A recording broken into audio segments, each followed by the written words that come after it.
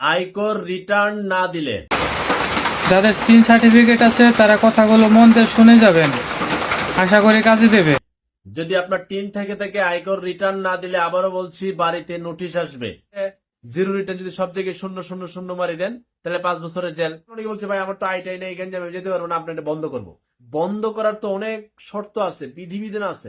আয়কর রিটার্ন না দিলে, যদি আপনার টিন থেকে আয়কর রিটার্ন না দিলে আবারও বলছি বাড়িতে নোটিশ আসবে, আপনার সমন জারি হবে, আপনাকে যাইতে হবে সেন্টার পয়েন্টে। এখন এক ভাই বরিশাল এলাকার, তার এখানে 12ই আগস্ট পাঠায় দিছে নোটিশ, ডেট আর কি, নোটিশের ডেট লেখা তারিখ 12ই আগস্ট, তার এখানে গিয়ে পৌঁছাইছে কয়েকদিন আগে। পৌঁছানোর পরে ওখানে লেখা আছে, আমি আপনাদেরকে একটু পড়ে শোনাই, তারপর আরো গুরুত্বপূর্ণ কিছু কথা বলবো, একটু মনোযোগ দিয়ে শুনবেন। এত দ্বারা আপনাকে আয়কর আইনের দ্বারা 264 অনুযায়ী কোনো কেন জরিমানা আরোপ করা হইবে না তার কারণ দর্শাইতে 10ই সেপ্টেম্বর 2025 খ্রিস্টাব্দ তারিখ 11 ঘটিকায় আপনাকে এবং স্বয়ং অথবা আয়কর আইন 2023 ধারা 327 অনুযায়ী লিখিতভাবে ক্ষমতা প্রাপ্ত অনুমোদিত প্রতিনিধিকে নিম্ন স্বাক্ষরকারী অফিসে শুনানিতে উপস্থিত হইতে অনুরোধ করা যাইতেছে।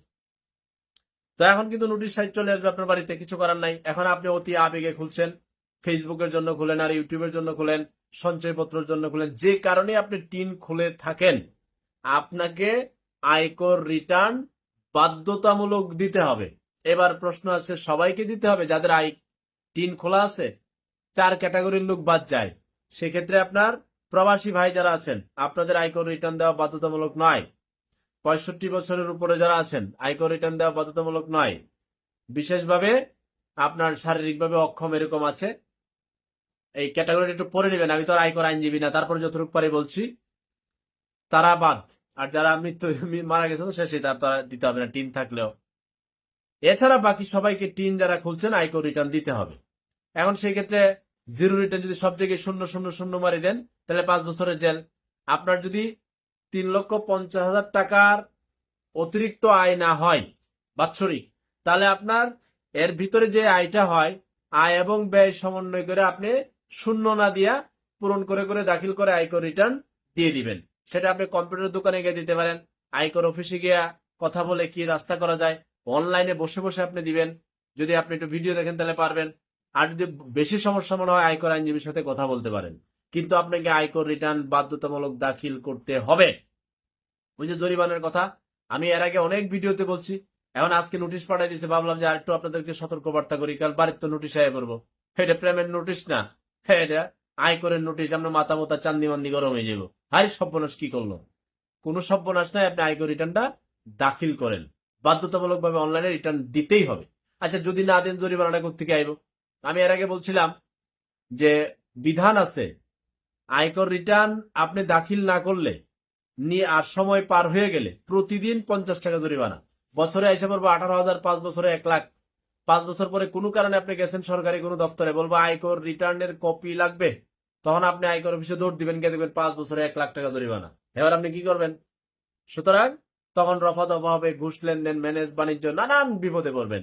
আপনার টিন থাকলে আয়কর রিটার্ন অতি জরুরি অনলাইনে সাবমিট করুন। বারবার এটা নিয়ে ভিডিও করছি। আজকে আরেক ভাই বলছে, ভাই আপনি আগের ভিডিওটা দেখে আমি সতর্ক হইলে, আমার বাড়িতে নোটিশ আয় না। নোটিশ আইছে মানে চান্দি মান্দি গরম।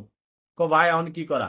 তো তারে আমি আমার জায়গায়, আমি তো আয়কর আইনজীবী না, আমি আমার জায়গা থেকে যতটুকু বুঝি, এরপরে ভুল হয় আপনারা আরো অ্যানালাইসিস করে, আমি বারবার বার্তা ছড়াচ্ছি আপনাদেরকে সতর্ক হওয়ার জন্য। সরকার আমার দায়িত্ব দিচ্ছে না, টিন আপনার আছে, আপনার তো পরে সামনে ঝামেলা আছে, এই কারণে আপনি বলছি ঝামেলা থেকে মুক্তির জন্য অতি দ্রুত টিন থাকলে আপনি আয়কর রিটার্ন দেন। এখন অনেকে বলছে ভাই আমার তো আইটাই নেই, এখানে আমি যেতে পারবো না, আপনি এটা বন্ধ করবো। বন্ধ করার তো অনেক শর্ত আছে, বিধিবিধান আছে। আপনার তো জিন্দগি তাওয়া বানাইলে বা আয়কর আমি মানে আয়কর রিটার্ন বন্ধ করব কিভাবে? 7টা নীতিমালা আছে, আমি কয়েকবার পড়ে শুনেছি, আপনি খালি সার্চ দিবেন যে আয়কর রিটার্ন টিন সার্টিফিকেট বন্ধ করবো কিভাবে, নীতিমালা আছে, বিধিবিধান আছে। যদি এর ভিত্তিতে পড়েন আপনি, খুব কঠিন শর্ত, পড়লে বন্ধ করতে পারেন, নাহলে চালু থাকবে।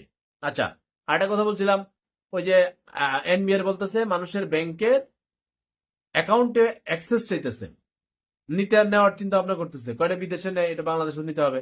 আর এটা তো বাংলাদেশ, এটা বিদেশ না। এখানে আপনি যে থার্ড পার্টি আপনাদের তথ্য নিয়ে যাবে, তারপর থার্ড পার্টি যদি পরে মানুষের অ্যাকাউন্টে কত টাকা আছে জানি না টেন্ডা বিন্দা এলা বিপদ আছে না। মানুষের ব্যাংক অ্যাকাউন্টের অ্যাক্সেসে যায়েন না, এটা বাংলাদেশ পরে তালে মালে উল্টা পাল্টা হয়ে যাবে। হ্যাঁ, বরং এটা আমরা বলি, আপনারা বলেন যে তোমরা আয়কর রিটার্ন দ্রুত সাবমিট করো যারা যারা তোমাদের আছে। হ্যাঁ,